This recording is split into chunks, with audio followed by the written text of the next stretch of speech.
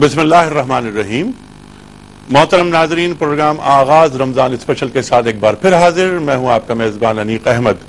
خواتین و حضرات، الحمدللہ آج پاکستان میں 29واں روزہ اور آغاز رمضان اسپیشل کا یہ 29واں پروگرام ہم پیش کر رہے ہیں آپ کی خدمت میں.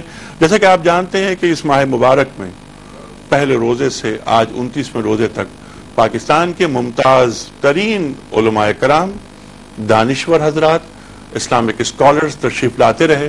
ان سے گفتگو ہوتی رہی اور ان سے بہت سی باتیں ہم سیکھتے رہے خواتین و حضرات، اور اس طرح ہم جو روزوں کی برکتیں ہیں اور فضائل ان سے قریب ہوتے رہے. خواتین و حضرات، یہ پروگرام براہ راست پیش کرتے ہیں ہم ARY کراچی اسٹوڈیوز سے. تشریف فرمائے ہمارے ساتھ محترم ڈاکٹر اسرار احمد صاحب. کون آپ سے واقف نہیں؟ پاکستان کے ممتاز عالم دین، صاحب نظر، صاحب نگاہ، ایک عالمگیر شہرت ہے آپ کی ایک خاص فکر کی جس پر گفتگو مسلسل 7 دن سے ہو رہی ہے. آج ڈاکٹر اسرار احمد صاحب کے ساتھ یہ ہمارا 8واں پروگرام ہے. آج 29واں روزہ ہے. خواتین و حضرات، اگر آج چاند ہو جاتا ہے اور کل عید ہو جاتی ہے تو ہمارا آج آخری پروگرام تصور کیا جائے گا.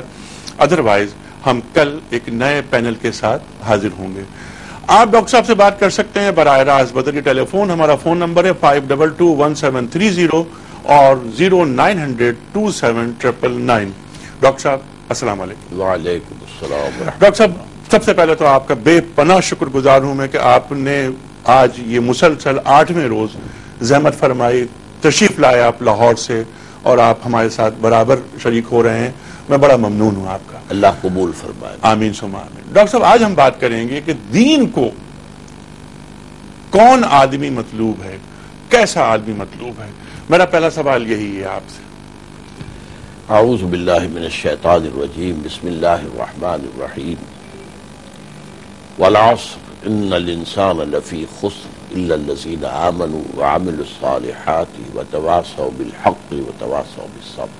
صدق اللہ العظیم. یوں تو یہ موضوع جو ہے قرآن مجید میں بہت پھیلا ہوا ہے منتشر مقامات پر. وہ کون کون سی صفات ہیں جو اللہ چاہتا ہے کہ انسان میں پیدا ہو، اور جس مقام پر اللہ نے انسان کو تخلیق فرمایا. لقد خلقنا الانسان فی احسن تقویم.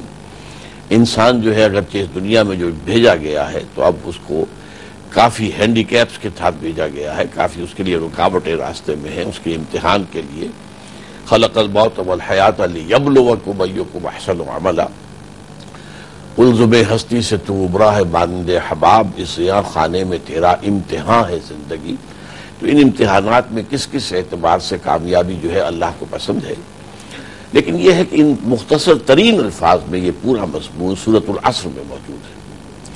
یہی وجہ ہے کہ امام شافعی رحمۃ اللہ علیہ اس سورہ مبارکہ کے بارے میں فرماتے ہیں کہ لو تدبر الناس هذه السورۃ لوسعتهم.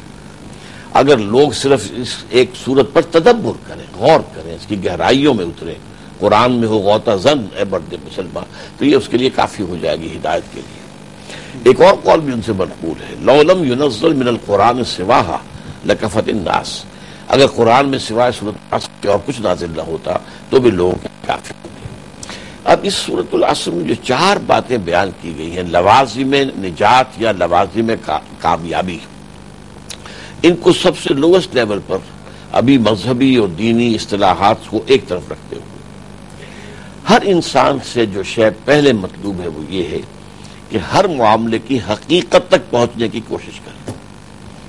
اگر کوئی معاملہ سامنے آیا ہے، کوئی مسئلہ سامنے آیا ہے، تو اپنی امکانی کوشش کرے کہ وہ حقیقت کو پالے.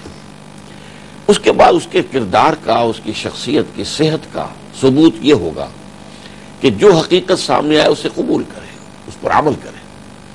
ایسا نہ ہو کہ حقیقت تو سامنے آ گئی لیکن پھر کسی مفاد پرستی کی وجہ سے یا کسی ضد کی وجہ سے، کسی ہٹ دھرمی کی وجہ سے، کسی تعصب کی وجہ سے، کسی تحزب کی وجہ سے اس کو انسان اختیار نہ کرے، اس پر عمل کرے. نمبر 3 یہ ہے کہ پھر یہ اس کا مبلغ بھی بن کر کھڑا ہو جائے، اسے عام کرے، لوگوں تک پہنچائے، لوگوں سے شیئر کرے، جو بھی کچھ اسے ملا ہے وہ لوگوں کے اندر تقسیم کرے. اور اس میں اگر ریزنٹمنٹ ہو، اس لیے کہ حق جو ہے اکثر جیسے کہ عربی کہاوت ہے الحق برٌ، حق کڑوا ہوتا ہے، تو بسا اوقات لوگوں میں برداشت نہیں کیا جا سکتا، اور اس پر پھر آزمائشیں آتی ہیں، پھر مخالفتیں آتی ہیں، پھر سزا ہوتی ہے، پھر قید و بند بھی ہو سکتی ہے، پھر پھانسی کا تختہ بھی ہو سکتا ہے۔ تو اب ان تمام چیزوں میں صبر کا وہ سب ثبوت دے اور برداشت کرے اور جھیلے، یعنی ضبط کو ضابطہ بنا لے۔ ایک لائن میں یہ چاروں چیزیں چلی آ رہی ہیں۔ ٹھیک ہے، دوسری شے پہلی کا نتیجہ ہے، تیسری دوسری کا نتیجہ ہے، اگر صحیح ہے۔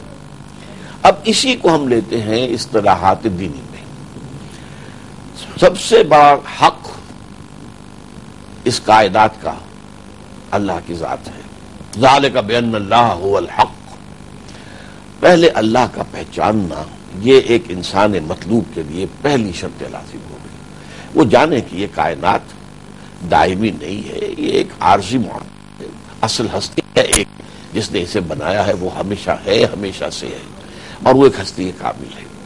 یہ ایمان جو ہے پہلا قدم ہو جائے گا، گویا کہ اس کائنات کی حقیقت کو وہ جو کہا تھا غالب نے کہ جب کہ تجھ بن نہیں کوئی موجود پھر یہ ہنگامہ ہے خدا کیا ہے، تو ہر سمجھنے والے آدمی کے سامنے اور جو بھی سوچ اور فکر کی منزلوں سے گزرتا ہے، سب سے پہلا سوال یہی آتا ہے یہ ہے کیا، یہ گورکھ دھندا کیا ہے، اس کی اصل لم کیا ہے، اس کی بنیاد کیا ہے۔ اچھا، اس کے بعد اگر وہ ایمان اس سے نصیب ہو گیا، معرفت نصیب ہو گئی، اللہ کو پہچان لیا، اس کو مان لیا، اب اس کے تقاضوں کو عملاً پورا کرنا اس پر لازم ہے، ورنہ یہ ایمان کا کفران ہو جائے گا کہ ایمان تو ملا لیکن اس کی نعمت کا جو ہے صحیح حق ادا نہیں کیا گیا۔ اس میں جو عمل صالح ہے یہ بھی بڑی جامع ہمگیر اصطلاح ہے۔ صالح سے مراد اصل میں کیا ہے؟ جس میں صلاحیت ہے پروان چڑھنے کی، صلاحیت سے بنا۔ تو اصل انسانی شخصیت کے ابھرنے کا اور وہی مقام جو جس پر اسے پیدا کیا گیا تھا، احسن تقویم ثم رددناہ اسفل سافلین، اب اس اسفل السافلین مقام سے دوبارہ چڑھائی کرانی ہے، جس کو سأرہقہ صعودا، میں اسے چڑھواؤں گا۔ یہ چڑھائی اگر کردار کی اور عمل کی، نیکیوں کی، صداقتوں کی، اس کے اندر اخلاقیات کا دائرہ بھی آئے گا، اس کے اندر جو خدمت خلق کا معاملہ آئے گا، اس میں عبادات کا معاملہ بھی آئے گا، اس میں معاملات کا معاملہ بھی آئے گا، ان تمام اعتبارات سے اس کا درست طرز عمل۔ نمبر 3، اگر ایمان واقعی ہے تو اور صرف یہ دکھانے کا معاملہ نہیں ہے، اور اگر عمل صالح حقیقی ہے، اس میں بھی کوئی بہروپیہ پن نہیں ہے، تو اس کا منطقی نتیجہ یہ ہے کہ ایسے شخص کی ذات سے وہ حق پھیلے گا، باہر جائے گا۔ آپ کو معلوم ہے کہ اگر آپ بھٹی کے سامنے بیٹھیں گے تو حرارت آپ تک آ جائے گی، آپ کو کوئی ایکسٹرا ایفرٹ اب نہیں کرنی ہے۔ اگر برف کی سیل کے پاس بیٹھے ہوں گے تو برودت آ جائے گی، اس کی ٹھنڈک پہنچ جائے گی۔ ٹھیک ہے، حق پھیلے گا اور حق کے نفاذ کا ذریعہ بن جائے گا یہ مرد مومن۔ اور ٹھیک، یہ تو ڈاکٹر صاحب بات ہوئی نا کہ ان کے ٹارگٹ کی، کہ یہ میں عرض یہ کرنا چاہ رہا